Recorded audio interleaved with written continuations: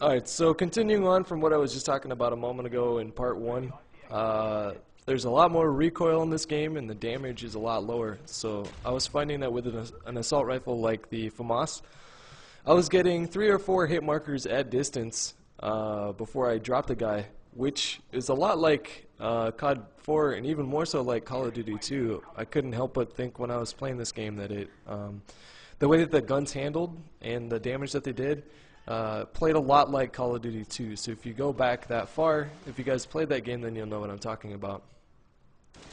And here I was absolutely clueless and I just get shit on. For this match and for the match that I was playing after this, I actually didn't have any audio in my headphones, and so I was playing with this sort of weird handicap. I ended up doing alright anyways.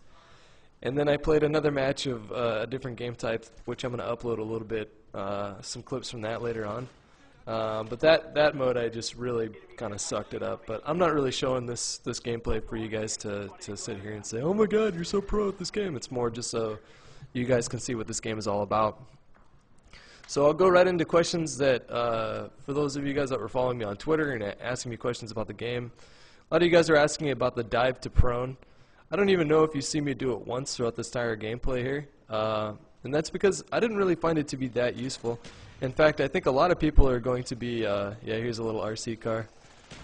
I think a lot of people are going to be doing that on accident when they try to drop shot. So the way that you dive to prone is if you're sprinting and you just hit the prone button, or I don't know if you hold it or if you just tap it, but you'll dive, and while you're diving you can't shoot at all. It's purely an evasive tactic.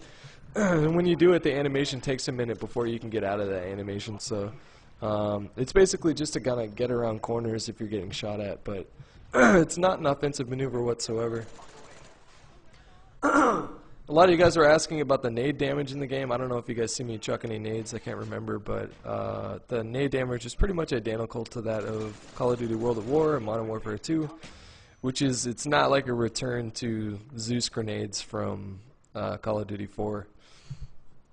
As far as like all your equipment goes, they broke it up into three different areas. You have lethal, which is like your grenades. You had Semtex regular grenade, and I think a tomahawk instead of a throwing knife.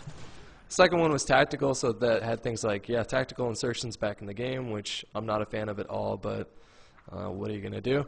And then other those are more defensive tactics than anything else. And then your third one was a piece of equipment, and that's the things like the mobile camera, motion sensors, radar jammers, things like that. This one's about to wrap up, so stay tuned for part 3.